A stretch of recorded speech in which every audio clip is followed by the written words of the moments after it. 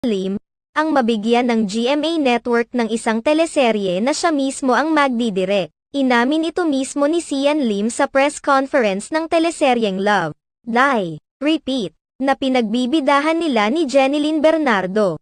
Natatawa pang nanawagan si Sian Lim sa pamunuan ng GMA Network nang mapag-usapan nila ang patungkol sa filmmaking opportunity sakaling mapagbigyan ng network. Ipinahayag din ni Sian Lim kung gaano umano siya ka-grateful sa GMA sa pagbibigay sa kanyang ng opportunity at sa pag-o-offer ng mga ito sa kanya sa teleseryeng Love, Die, Repeat. Kasunod nito, inilahad na ni Sian Lim na nais niyang maging direktor sa isang teleserye dahil ito umano ang makakapagpasaya sa kanya.